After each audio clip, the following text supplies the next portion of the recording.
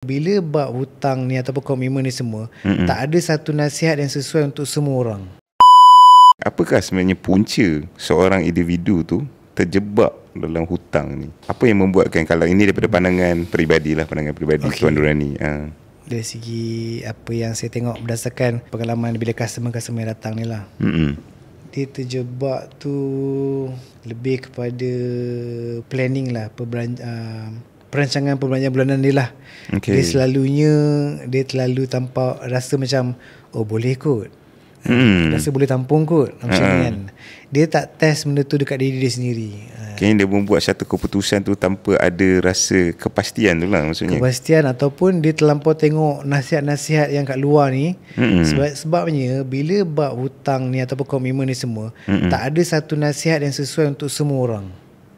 Betul. Betul tak kan? Sebab orang lain-lain gaji, ada orang lain-lain komitmen, ada orang ada satu orang anak, ada dua orang anak. Faham, tanggungan lah. Tanggungan berbeza-beza kan. Jadi sebenarnya ukur baju di badan dia sendiri dari segi apa tau. Bila contohnya lah nak senang faham, kita nak beli kereta. Kereta ni kita check berapa harga kereta tu dan berapa komitmen bulanan akan perlu dibayar. Contohnya lah, perlu bayar bulan-bulan RM700. Tapi kita extrakan sikit, kita kata RM900. Sebabkan ada maintenance lah, nak service lah, apa benda semua tu. Cuba bulan ni kita put aside RM900. Jangan usik langsung. Boleh tak kita survive dengan apa balance yang ada tu? Kalau contoh kalau bulan pertama tu boleh maintain. Cuba try bulan kedua, boleh maintain. Bulan ketiga boleh maintain juga. Maknanya kita mampu untuk ada komitmen, tambahan komitmen tu. Faham. Tapi kalau bulan pertama tu rasa macam 900 tak lepas lah, kena ambil sikit kat sini 300 kan. Maknanya benda tu bukan di dalam kemampuan kita lah. Cubalah pilih kereta yang murah sikit lagi, berdasarkan kita punya berapa sebenarnya pendapatan lah.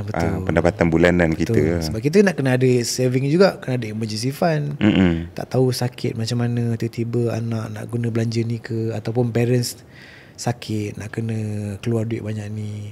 So kita kena ada kat saving tu semua. Memang dah ada orang yang kata setkan satu macam nisbah 50, 30, 20. 50 ni untuk keperluan, 30 ni untuk kehendak, dan 20 ni untuk investment. Tapi tak semua orang sesuai dengan nisbah yang macam ni, dengan formula begitu.